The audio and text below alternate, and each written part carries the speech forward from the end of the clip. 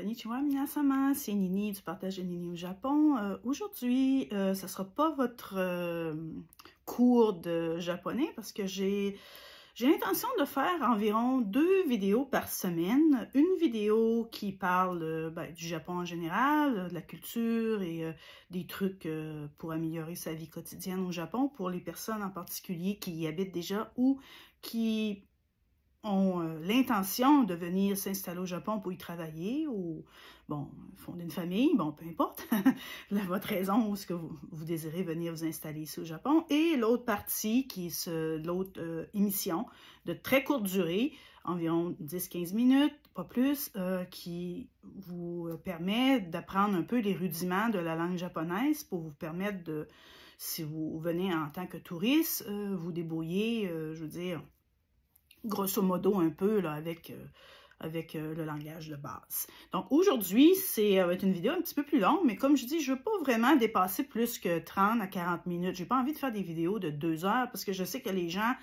bon, après, je dirais après 40 minutes, la plupart des gens décrochent. Hein? Donc, il faut faire ça assez, je veux dire, on compresse, on fait ça un peu court. Et aussi, je vous invite, si vous avez des questions supplémentaires suite à la vidéo, n'hésitez pas à poser vos questions. Donc, j'ai eu un petit commentaire gentil, bien entendu, c'est pas une critique, c'est que souvent, je porte des bracelets, j'ai beaucoup de bracelets, et puis, il y a des gens qui m'ont dit, tes vidéos, on entend comme une espèce de petit cliquetis, un petit bruit là, métallique de fond. Donc, on me posait la question si c'était un problème de micro. J'ai dit non, c'est pas un micro, c'est mes bracelets.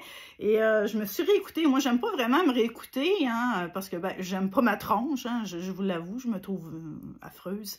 Donc, j'aime pas me visionner moi-même.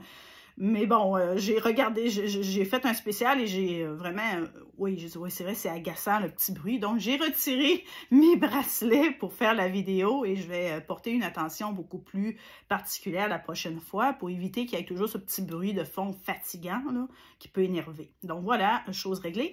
Aujourd'hui, je vais aborder un sujet, bon, c'est relax un peu, mais je sais qu'aujourd'hui, de ces temps-ci, c'était pas le cas il y a une vingtaine d'années, une quinzaine d'années, mais là, on voit que de plus en plus de jeunes femmes sont attirées par les hommes asiatiques. Je dirais, bon, ça peut être le phénomène de la K-pop, OK? Bon, on entend souvent des jeunes françaises, québécoises, ça, qui rêvent d'avoir un Coréen. Maintenant, je sais pas trop au niveau des Japonais, par contre, mais je sais que, bon, je sais que les hommes, en général, sont beaucoup attirés par les femmes japonaises. Donc, aujourd'hui, je vais faire une vidéo qui parle de comment, je veux dire, en tant que femme, OK, jeune femme, si vous désirez séduire un homme japonais, les faux pas à ne pas faire et les bonnes choses à faire, OK? Et ensuite, je pourrais peut-être faire une vidéo, OK, qui s'adresse aux hommes qui désirent vraiment, là, je veux aussi être claire là-dessus, c'est pas je m'adresse pas à des gens qui veulent juste s'amuser ou, bon, un plan cul, bon, des trucs comme ça, non, je m'adresse à des gens qui veulent, je veux dire, créer une relation à long terme. Je veux dire, une relation sérieuse avec une ou un Japonais, OK? Donc, c'est à ce genre de personnes-là que je m'adresse. Les autres affaires, je ne suis pas vraiment, je veux dire, je ne sais pas, OK? Donc, je m'adresse à des gens qui ont vraiment envie d'avoir une relation sérieuse. Et quand on veut une relation sérieuse, il y a des faux pas qu'il faut vraiment éviter si, justement, on ne veut pas que l'histoire foire, hein? Donc, on n'a pas envie que, justement, le Japonais qu'on a flashé dessus, prenne la poudre d'escampette, hein? Donc, à cause de certains faux pas qu'on aurait pu éventuellement faire en sa présence. OK? Donc, cette vidéo-là s'adresse aux femmes, aux jeunes femmes qui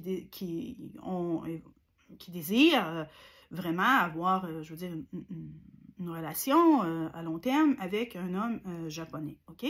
Donc, et dans une autre fois, parce que je connais certaines femmes, hommes occidentaux qui ont eu aussi des problèmes avec des japonaises. Et je connais, moi, mon cercle d'amis, c'est principalement juste des femmes japonaises. Donc, je sais qu'est-ce qu'elles veulent. Je sais comment, je veux dire, on parle souvent de ces choses-là.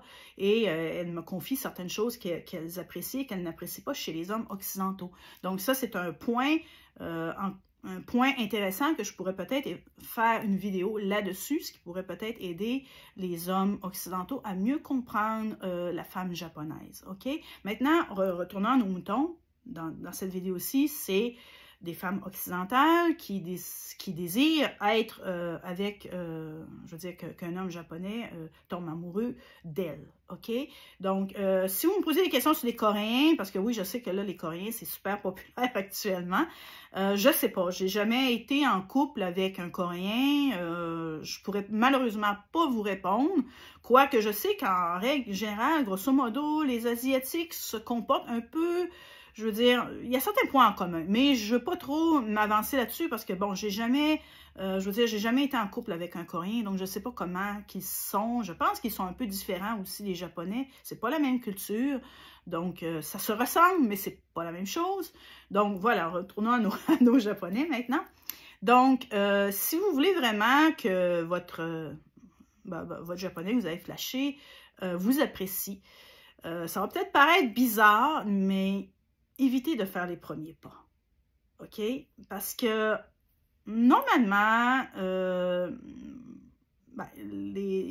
à moins peut-être que le Japonais en question est vraiment, qui a vraiment une connaissance de la culture occidentale très approfondie, mais ce qui est normalement pas vraiment le cas, et aussi quand les Japonais sont chez eux, ben, ils se comportent tout simplement comme normalement on se comporte au Japon. Okay? Ils ne vont pas se comporter comme des Occidentaux, même s'ils ont eu l'expérience de la vie à l'étranger. Okay? Donc, souvent, les hommes japonais, quand ils voient des femmes occidentales, bon, on est un peu plus grande, je veux dire, que la majorité des Japonaises. Okay? On est aussi un peu plus bâti au niveau de l'ossature et des choses comme ça. Donc, on paraît aussi un petit peu plus intimidant. Bon, oui, il y a des Japonais qui sont quand même assez grands, assez aussi costauds, mais même s'ils sont grands et costauds, ils ont quand même aussi ce genre je veux dire, je dirais pas un complexe d'infériorité, mais c'est dur à expliquer, mais ils sont gênés, OK? Donc, il faut comprendre que les hommes japonais sont des hommes qui sont très timides. Et si on est trop direct avec eux, ben, c'est que souvent, ils peuvent aussi mal interpréter la chose. Donc, c'est sûr que quand on flash sur quelqu'un, le cœur nous débat, on vient tout rouge, bon, je veux dire, c'est l'exubérance, on est excité, on a envie, je veux dire, de briser la glace très rapidement parce qu'on aurait comme si on aurait peur qu'il s'envole, OK? Mais il ne s'envolera pas. Mais, bon, l'approche qu'on peut avoir, par exemple, avec un homme français ou un homme québécois, elle est très différente avec un Japonais. Donc, si vous y allez trop direct avec lui, ben, il risque deux choses. Soit carrément qu'il prenne la poudre d'escampette, OK? Ou, ça c'est terrible, je veux dire, je ne vous le souhaite pas, ben, qu'il pense que vous êtes un cheval blanc. Je m'explique, un cheval blanc, c'est l'expression qui est utilisée dans beaucoup de pays asiatiques pour décrire la femme occidentale, un peu horny, okay, je veux dire, facile. OK? Donc, si vous allez trop de l'avant avec l'homme japonais et que vous êtes trop ouvert, surtout dans les premiers, je veux dire le premier temps, là. Je ne dis pas que ça va être toujours comme ça. Je veux dire, les premiers, le début, OK? Tu flashes sur quelqu'un, un Japonais, tu fais quoi? Donc, évitez je veux dire, de trop être entreprenante. Parce que, soit qu'il prend la poudre d'escampette, OK? Panique totale. Il ne saura pas quoi faire. Panique totale, pouf, il disparaît. Ou ben, qu'il va vous considérer comme un cheval blanc. Ça veut dire une femme facile et il va coucher avec vous. OK? Mais ça ne sera pas ce que j'ai entendu, des commentaires, heureusement, moi, ça ne m'est jamais arrivé, mais certains commentaires qu'on peut voir aussi sur d'autres créateurs de contenu ou aussi des articles dans les magazines, les journaux, tout ça, c'est qu'il va coucher, mais ça ne sera pas quelque chose d'agréable. Ça va être limite bon, je veux dire, ça ne sera pas romantique du tout. Là. Ça va être bing, bing, bing, puis bon, il va vous considérer tout simplement comme une fille de joie, là. Je veux dire, c'est comme ça au Japon. Je veux dire, c'est pas la même culture qu'en France, qu'au Québec. Donc, une femme qui est trop, je veux dire, entreprenante, ben, c'est mal vu dans la culture japonaise, OK? Donc, il faut garder une certaine réserve. Donc, jouer du regard des yeux, un petit sourire. Ne regardez pas trop non plus, je veux dire, dans le blanc des yeux, parce qu'au Japon, trop regarder, trop fixer quelqu'un, c'est mal vu aussi, c'est pas bien. Donc, un regard vite et après ça, on rebaisse les yeux, ça, c'est considéré comme quelque chose de mignon dans la culture japonaise, surtout pour la femme. Donc, c'est garder, autrement dit, votre stoïsme, garder votre dignité. Je ne dis pas que c'est pas digne. Quand vous êtes en France, ben, vous agissez comme une Française ou une Québécoise. Donc, c'est la France, c'est le Québec, c'est pas la même chose. Mais au Japon, c'est pas la même vision. La dignité est pas du tout la même que au Canada, au Québec. C'est sûr qu'au Québec, si, mettons, j'arrive et je veux séduire un homme puis que je me comporte comme je viens de vous décrire, je pense que le mec, il va dire, ben là, elle est folle, ou elle est nouille, ou bon. Et non, c'est justement, le Québécois ou le Français, il va prendre la poudre d'escampette. Si tu agis de cette manière-là, il va dire, ben juste, bon, elle est coincée, là, tu sais. Au Québec, on dit, elle est constipée. On va dire, elle est coincée. Bon, ça ne marchera pas du tout si on fait ça au Québec, mais au Japon, c'est tout le contraire. On dirait que quand on va en Asie, c'est tout le contraire de ce qu'on fait chez nous. Et c'est pour ça que c'est très important que vous le compreniez. Donc, les premiers pas, ça peut être long. Je vous avertis d'avance. Séduire un Japonais, c'est pas demain matin, à moins que vous voulez avoir un coup d'un soir. OK? Ça, c'est facile. Mais si vous voulez vraiment construire quelque chose, ça ne se fera pas demain matin. Donc, il faut vraiment faire très attention à votre, je veux dire, à votre attitude. Maintenant, un autre point aussi. Au Japon, quand on est un peu trop, je pourrais dire, exubérant, je veux dire, trop parler, parler fort aussi, des femmes, surtout au niveau de la femme. OK? Je tiens aussi à préciser, si vous êtes féministe, extrémiste, ça risque d'être difficile pour vous au Japon. Donc, parenthèse ouverte, parce que ben, toutes ces choses-là, ici, c'est pas du tout connu. La majorité des gens sont pas au courant de ça.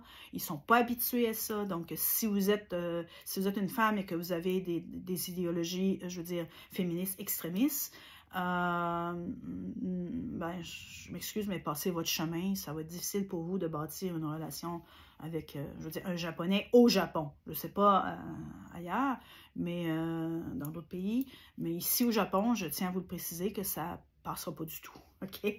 Donc, au Japon, si vous êtes en face du mec que vous avez flashé et que vraiment vous avez envie de construire une relation avec lui, ben, aussi éviter de trop trop d'exubérance, trop de... Allez à l'essentiel. OK? Allez à l'essentiel, mais évitez de vous perdre dans plein de détails. Et aussi, à moins qu'il vous pose des questions. Maintenant, si vous posez des questions, ben, vous répondez et vous répondez avec franchise. La franchise est très importante ici aussi. Si vous dites des mensonges, ben, c'est foutu. OK? Donc, soyez franc, direct, évitez de faire des contours puis de vous perdre dans les détails. OK? Allez direct au but. Et répondez franchement et clairement à ces questions. OK? Un autre point aussi. Vous savez que les Japonais, sur leur sol, hein, parce que je parle toujours des Japonais qui sont au Japon. Je ne parle pas des Japonais qui sont en France ou au Québec. OK? Je parle des Japonais qui sont au Japon. Ils sont très fiers. Je dirais que ils sont nationalistes, ils sont patriotes, ils sont fiers de leur culture. Donc, si vous posez des questions sur votre pays, répondez. OK? Vous pouvez aussi en parler un peu, mais n'essayez pas trop je veux dire, de vous mettre en position de force en disant, ben, la France, le Québec, bon, tout ça, parce que vous allez passer un peu comme quelqu'un qui essaye de coloniser.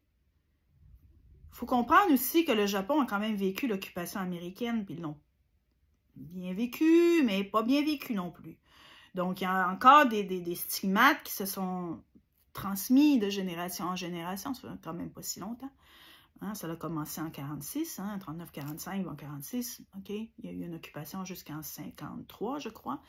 Donc, il a quand même été occupé par les Américains et ça a laissé des cicatrices je veux dire, ça s'est transmis de génération en génération. Donc, les Américains ne se sont pas forcément, même si les films ou les livres d'histoire nous disent que les Américains ont été super corrects avec les Japonais, malheureusement, c'est pas forcément le cas. Je pourrais aussi vous faire des vidéos là-dessus si ça vous intéresse, l'histoire. Il y a eu des atrocités, il y a eu des crimes, il y a eu plein de choses dégueulasses qui se sont passées durant l'occupation américaine. Donc, il faut faire attention de ne pas se placer dans une position de colonisateur. Parler de votre pays, c'est normal. Il va sûrement vous poser des questions aussi sur votre pays. Mais soyez prêts que lui, il va mettre le Japon en avant. OK? Il va vouloir que vous vous intéressiez à la culture. Donc, c'est toujours bien aussi d'apprendre peut-être les rudiments de la langue japonaise, même si le japonais parle anglais ou français, on ne sait jamais, mais bon, c'est rare le français, là, mais anglais, il y en a quand même qui peuvent parler anglais. Bon, maintenant, c'est sûr, si vous voulez vraiment bâtir quelque chose de solide avec un japonais, je vous conseille de vous mettre à l'étude du japonais dès maintenant, OK? Donc, c'est, question de logique. Et bon, OK, c'est ça. Lui, il va vraiment vous dire, est-ce que vous aimez le sushi, par exemple? Est-ce que vous connaissez le kabuki? Est-ce que vous avez déjà pratiqué le karaté, le judo, les choses comme ça? Est-ce que vous connaissez l'histoire du Japon, les samouraïs, tout ça? Est-ce que vous avez déjà pratiqué la cérémonie du thé? Est-ce que vous pouvez mettre un kimono?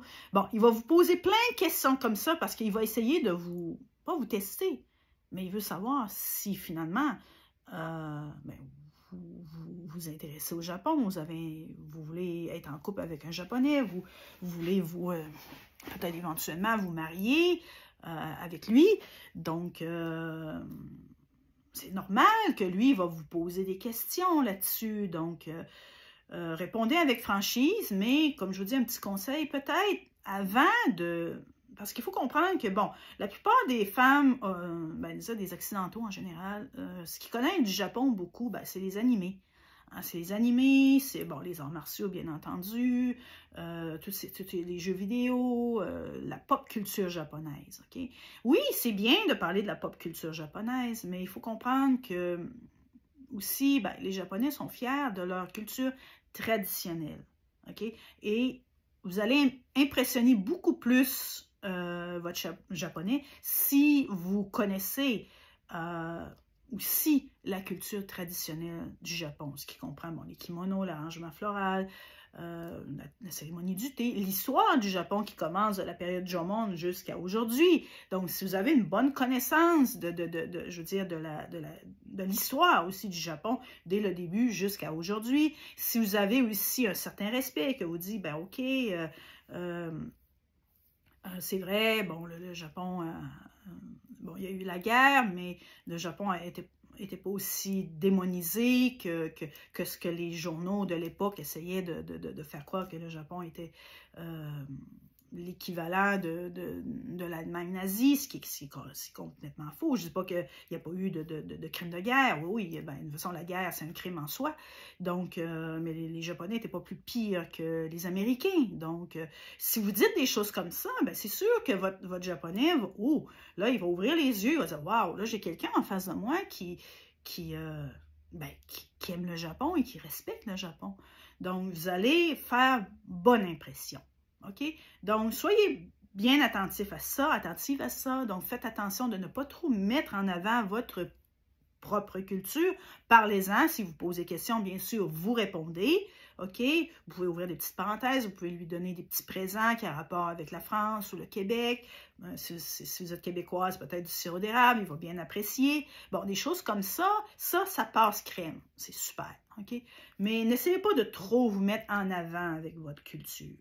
Essayez pas trop non plus de vous mettre en avant avec votre langue, que ce soit l'anglais ou le français. Essayez de vous intéresser à lui. Vous avez flashé dessus, vous le trouvez de votre goût. C'est pas juste une question d'apparence physique ou le fait qu'il soit japonais ou asiatique, là. C'est que vous vous intéressez à un être humain. Donc, il faut que vous vous intéressez à tout ce qui compose sa, je veux dire, sa personne. Donc, c'est un Japonais, il est fier d'être Japonais, il est fier de son pays, il est fier de son histoire. Donc, montrer un intérêt là-dessus, c'est très important. Et c'est une très belle preuve de respect aussi à son égard. Et bien sûr, il va vous le retourner. Il va vous le retourner et vous allez voir que graduellement, il va s'intéresser aussi plus à votre culture. OK? Donc, ça, c'est un point très important. Maintenant, au niveau de la politesse, vous savez aussi qu'au Japon, il faut se déchausser avant d'entrer dans les maisons. Donc, faites bien attention à votre comportement aussi. Parce que ça, il va avoir un œil là-dessus. OK? Donc, s'il vous plaît, n'essayez pas de dire « Ouais, mais j'ai pas envie, j'ai mal dans le dos, j'ai pas envie de toujours retirer mes chaussures. » Bon, ça, non, non, non, non. À Rome, on fait comme les Romains, OK? Observez comment que les gens se comportent et vous faites la même chose. Donc, s'il vous plaît, déchaussez-vous. Essayez pas d'argumenter ou essayez de contourner parce que vous voulez vraiment garder vos chaussures. Si vraiment ça vous embête, peut-être essayez de porter des chaussures qui sont super faciles à enlever. Bon, prenez pas des bottes lacées ou bon, des trucs qui prennent un quart d'heure à ôter. Hein? Allez au plus facile, OK, pour ôter et remettre. OK, ça, gardez ça à l'esprit. Une autre chose aussi, les parfums. Oui, je sais que beaucoup de Québécoises, de femmes françaises aiment les parfums. OK? Sachez, gardez à l'esprit que les hommes japonais n'aiment pas du tout les parfums trop forts. Donc, vous pouvez, une fois sur place au Japon, acheter des parfums qu'on retrouve strictement qu'au Japon, qui est familier au nez des Japonais parce qu'ils sont très sensibles. Ils sont très sensibles aux odeurs. Donc, faites très attention aux parfums, bien sûr. J'ai pas besoin d'en rajouter. Lavez-vous l'été, je dirais c'est 2 douches par jour. Hein? Une douche le matin, un bain le soir. Donc, 2 fois par jour parce que les Japonais sont extrêmement sensibles aux odeurs corporelles. Okay? Beaucoup plus que les Occidentaux. Et curieusement, c'est vrai que les Japonais ne sentent pas même s'ils transpirent. C'est quand même assez impressionnant. OK? Donc, ça, vous faites très attention à ça, odeur corporelle. Si ça passe crème en France, tout ça, ben ça passe pas ici. OK? Très, très, très mal vu. Si vous sentez au niveau des aisselles ou au niveau de la bouche aussi. Donc, s'il vous plaît, lavez-vous les dents. Je sais qu'il y en a des fois qui n'aiment pas ça. Ils se lavent peut-être une fois par jour les dents, brosser les dents. Mais bon, on se brosse les dents 3 fois, même voire 4 fois par jour ici au Japon. Et bien souvent, on amène toujours notre petite brosse à dents avec nous. Quand on a mangé, on va dans la salle de bain publique et on se brosse les dents et tout. Parce qu'on ne veut vraiment pas dégager aucune odeur corporelle. C'est très important. Au niveau des cheveux aussi, faites attention. Faites attention au type de produits coiffants aussi que vous utilisez. Parce que si ça sent trop aussi, ça risque d'être désagréable. Ils sont bien sensibles aux odeurs trop parfumées.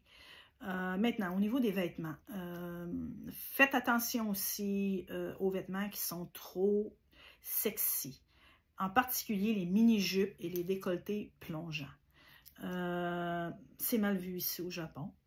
Donc, ça risque de donner une très mauvaise image, surtout au début d'une relation.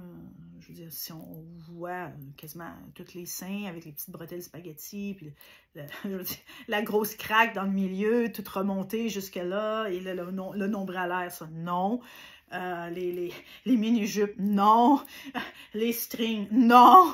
Donc, vous voyez, c'est toutes ces choses-là que je vous dis. Là. Donc, faites attention à votre tenue vestimentaire. Habillez-vous modeste. Souvent, ici au Japon, ce qui passe bien, c'est des trucs qui sont, on dit kawaii ici, ça veut dire les trucs mignons, féminins. Les femmes japonaises sont extrêmement féminines. Donc, elles aiment beaucoup, par exemple, comme ce que je porte aujourd'hui. Tu vois, c'est un peu à ras le cou, c'est pas un décolleté. Il y a quelques petits brillants. Bon, ça, c'est des choses qui passent comme si vous mettez, par exemple, vous mettez un petit froufrou comme ça dans les cheveux. Ça passe très bien. Aussi au Japon, ils aiment bien ça. Par exemple, avoir les ongles faits, maquillés, mais pas maquillés avec du bleu fluorescent puis des lèvres super rouges. Bon, un maquillage net, propre, un maquillage visible, mais pas trop aussi. Pas comme je veux dire, une danseuse, je veux dire, un maquillage visible, mais pas trop. Donc, c'est comme la modération au niveau du maquillage. Et les cheveux, ben, normalement coiffés. Évitez le rose, le mauve, le bleu. Bon, à moins que ce soit des cosplays puis que vous participez à des affaires de cosplay. Là, ça va, OK? Si vous déguisez en Sailor Moon, bon, des trucs comme ça. Oui, là, ça va, c'est un déguisement, OK? Mais je veux dire, dans votre vie quotidienne, OK? Évitez de vous, je veux dire, de vous colorer les cheveux à des couleurs, du vert ou je sais pas quoi. Là. Non, non. Non, je pense pas que votre japonais va apprécier, OK? Donc, ça. Maintenant, si vous avez des tatouages, ben, évitez de les montrer. Parce que c'est super mal vu ici au Japon.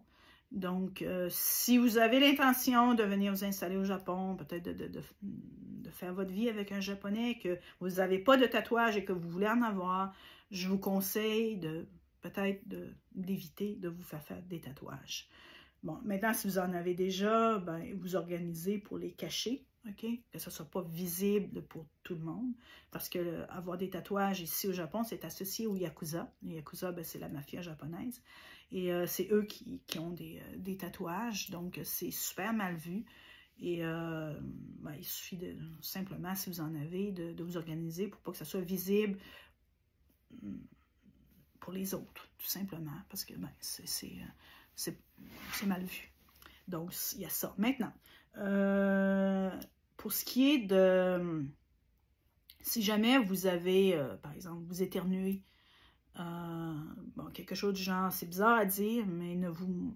Ben moi, Dieu merci, j'ai été élevée dans une famille où ce qu'on m'a dit qu'il ne fallait pas se moucher à table ou devant des gens. Et dans ma famille, on se déchaussait. Donc, c'est des choses que j'ai appris. Je n'ai pas eu de difficulté quand je suis arrivée ici au Japon. C'était déjà ancré dans je veux dire, dans mes habitudes, OK? Bon, il n'y avait pas question chez moi de se moucher à table, OK? Mais je sais qu'il y a beaucoup de gens qui, bon, ils vont éternuer, puis bon, ils vont se moucher, puis bon, tout ça. Ben, au Japon, non, OK? Si vous éternuez, premièrement, vous faites comme ça, OK? Vous éternuez pas dans le visage déjà en partant. Même avant la COVID, c'était la même chose. Quand on tousse, ici au Japon, on s'organise pour que ce soit le plus discret possible. C'est pas à cause, c'est juste que ben, c'est considéré comme mal élevé. OK? Donc, vous toussez dans votre coude, vous éternuez, même chose. Et si vous avez vraiment envie de vous moucher, ben, regarde, levez-vous et allez à la salle de bain. OK? Donc, vous mouchez, vous videz votre nez dans la salle de bain. Vous ne videz pas votre nez à table devant tout le monde ou devant votre, je veux dire, le mec que vous avez flashé dessus, que vous trouvez de votre goût, parce que je pense que là, ça va complètement, OK? Non, OK? Donc, évitez de vous moucher ben, devant les gens ou devant, OK? Aller à la salle de bain. Pour ce qui est des appels, ou si vous avez, par exemple, un appel ou tout ça, évitez aussi de répondre « Allô, allô », puis commencer à parler comme ça à la table. C'est pas bien. Si vous avez un appel sur votre téléphone ou tout ça, levez-vous, dites « Je m'excuse, j'ai un appel » et sortez. Sortez souvent à l'extérieur. Sortez à l'extérieur ou s'il y a une autre pièce, vous êtes dans une maison, quelque chose, vous allez dans l'autre pièce. Donc, ne parlez pas en face, même si vous savez qu'ils ne comprendront pas ce que vous dites. C'est juste que c'est pas poli, OK, je veux dire, de parler comme ça au téléphone devant quelqu'un. Donc, vous vous levez, je m'excuse, puis vous allez parler au téléphone ailleurs. OK, donc retenez bien, ne vous mouchez pas à table devant des gens, des Japonais, OK? C'est super mal vu. Si vous toussez, ben, faites-le discrètement dans votre coude et vous excusez, hein, je m'excuse. Et pour ce qui est des appels téléphoniques, ben, ne répondez pas à table ou devant des gens. Vous allez dans une autre pièce pour parler. OK? Et dans les trains, si vous allez dans les trains ou dans des trucs comme ça, évitez de parler fort.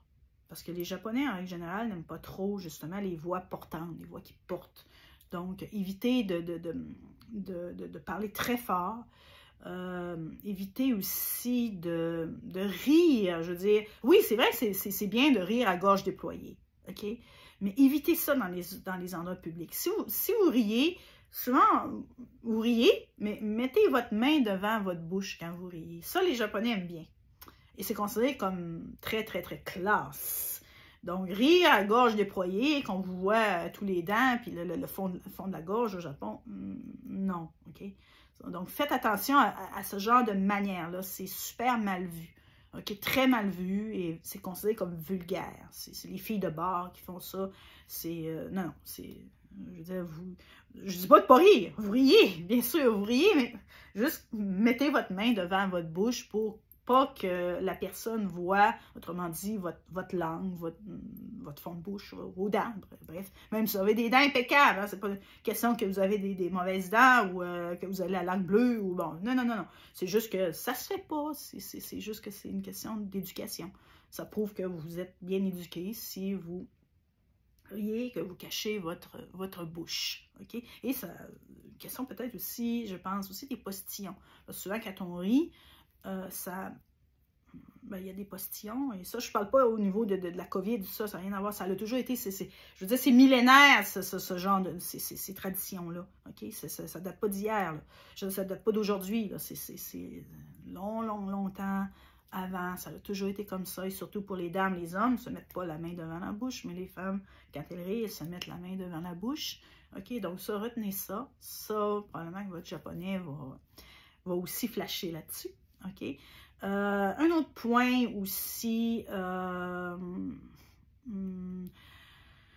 ne pas trop se plaindre, critiquer, par exemple. Critiquer, par exemple, la nourriture, critiquer la température, critiquer le fait que, bon, comme là, vous voyez, présentement, je suis assis à même le sol, sur des coussins. Donc, critiquer le fait que les tables soient basses, qu'il n'y ait pas de chaises, qu'il n'y ait pas de fourchettes, de couteaux. Dans beaucoup de restaurants, vous avez juste des baguettes. Peut-être vous pratiquez chez vous manger avec des baguettes, ça serait quand même une bonne chose. Et aussi, les baguettes, quand vous les utilisez, il y a toujours une espèce de petit truc, là, soit en céramique ou soit en papier, OK?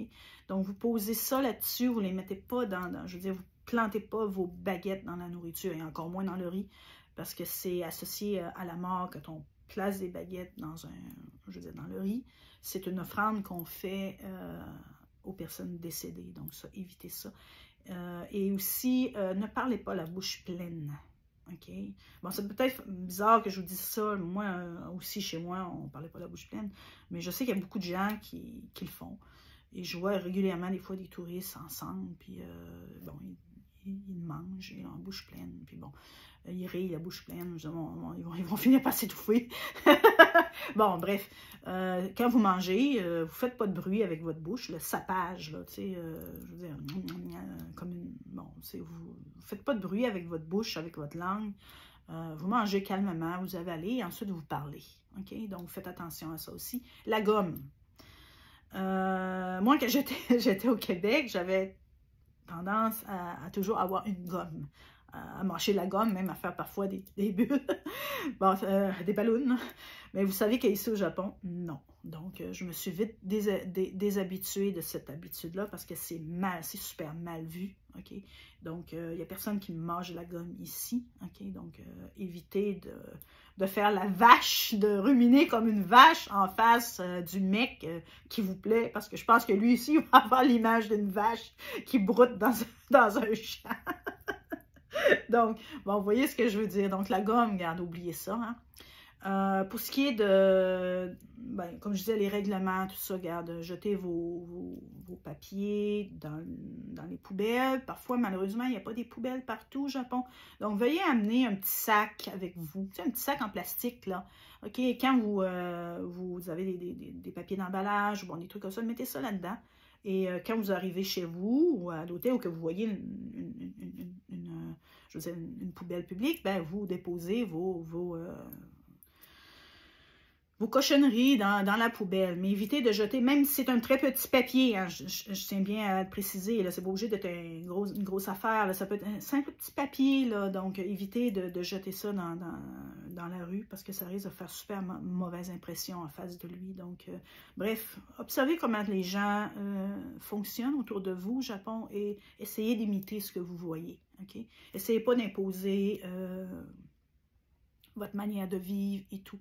Donc, c'est vraiment le meilleur moyen pour que vous puissiez le garder, je veux dire, qui ne prendra pas la poudre d'escampette et qui ne dira pas « Ah non, une femme étrangère, c'est pas pour moi, ils sont trop, je veux dire, sont trop exubérantes, ils ne respectent pas les règles, ils sont vulgaires, ils sont mal élevés. Donc, c'est tous des petits points comme ça, vraiment, que vous devez garder à l'esprit. Donc, voilà, c'est en gros, j'ai résumé, OK? C'est sûr qu'il y a d'autres choses, mais là, j'ai vraiment fait le tour de ce qui est vraiment la chose la plus importante à retenir. Donc, évitez de trop prendre de l'avant, d'aller trop à l'avant, de trop, je veux dire, aller trop vite, parce que si vous lui donnez l'impression que vous êtes pressé, que ça brûle, que ça chauffe, ben écoutez, comme je disais au début, il y a deux choses. Soit qu'il va vous prendre pour un plan cul, ou ben il va disparaître parce qu'il va avoir peur. Donc, c'est pas la même approche qu'avec les Québécois ou les Français, ça. Gardez ça bien à l'esprit. OK, faites attention aux odeurs, les parfums, même tout ce qui est trop prononcé comme odeur, ça va les agacer. Faites attention au ton de voix, ne parlez pas trop fort. Dans les endroits publics aussi, essayez de garder le plus possible le silence. Ah oui, faites la queue aussi, très important, essayez pas je veux dire, d'aller à la de quelqu'un si vous, par, je veux dire, accident, vous heurtez quelqu'un, ben vous dites, OK, sumimasen, je m'excuse. Ça, j'aurai l'occasion de vous faire des vidéos là-dessus. OK, comment le dire en japonais correctement. Donc voilà, il y a plein de petits trucs comme ça, mais en gros, c'est ça. Donc, faire les premiers pas, oui, mais je veux dire, soyez prudente et allez-y doucement. Allez-y doucement, c'est vraiment la règle numéro 1 parce que c'est pas la même culture, c'est pas la même façon de voir les choses. Donc allez-y doucement et faites attention à l'esprit colonisateur en voulant dire que vous donnez l'impression que vous connaissez rien du Japon, que vous vous intéressez pas du tout au Japon, que la seule chose que vous connaissez du Japon, c'est la pop culture comme les animés, puis bon, tout ça. Donc, essayez dès maintenant de peut-être vous documenter sur la culture traditionnelle du Japon et son histoire. Donc ça risque de faire super bonne impression. Et comme je dis, les vêtements, faites attention, vous n'êtes pas chez vous. Donc ici, on ne se promène pas le ventre à l'air, même si vous êtes taillé au couteau. Et on ne monte pas ses jambes, je veux dire, les mini-jupes, tout ça, les décolletés trop plongeants. Bon, le dos complètement à l'air. Si vous avez des tatouages, mais évitez, organisez-vous pour les dissimuler. OK? Donc, vous savez que aussi dans beaucoup de bains publics ou onsen, les tatouages sont interdits. Bon, si vous n'avez pas le corps couvert de « Ah, je m'excuse, il est midi », on a toujours une petite chanson comme ça qui au Japon, un peu partout, dans pratiquement toutes les villes de banlieue ou petits villages, il y a toujours une petite musique comme ça qui indique que c'est midi et il y en a une à 5 heures le soir, 2 fois par jour. Donc, je m'excuse, ça c'est hors de... OK, donc voilà, donc c'est ça en gros. Hein? Donc, si vous avez des questions, OK, n'hésitez pas à me les poser. Un petit pouce, ça fait du bien. Si vous connaissez des dames, des jeunes femmes qui sont intéressées par qui aimeraient, je veux dire, être en couple avec un Japonais pour une relation à long terme, ben, vous pouvez lui suggérer la vidéo. Et aussi, éventuellement, comme j'ai dit, je vais en faire une qui s'adresse aux hommes francophones, OK, occidentaux, qui désirent séduire une Japonaise. Il y a des choses à faire, des choses à ne pas faire, parce que oui, bon, je ne suis pas intéressée aux femmes, mais je connais beaucoup de Japonaises. Mes amis sont tous des Japonaises, OK, et je sais ce qu'elles veulent. Est-ce qu'elles s'attendent d'un homme, OK? Donc ça, je vous ferai une vidéo là-dessus qui s'adresse aux hommes qui désirent épouser éventuellement une dame japonaise. Donc, ça se ressemble beaucoup, mais c'est différent, parce qu'ici, il faut comprendre que les genres sont bien distingués ici. Et comme je vous dis, si vous êtes super progressiste, OK, je ne veux pas vous... Bon, je ne détiens pas la science infuse, bien entendu, mais j'habite au Japon depuis longtemps, et je sais que le Japon est un pays conservateur. Donc, si vous êtes trop... je veux dire, progressiste, ben, ça risque de mal passer. Ça, je tiens à vous le préciser. Donc, soyez bien prudents là-dessus. OK? Je ne dis pas qu'il n'y a rien d'impossible, et peut-être que vous pouvez rencontrer quelqu'un chez vous, au Québec, en France, en Belgique, en Suisse. OK? Et ce Japonais-là ou cette Japonaise-là va correspondre à vos, je veux dire,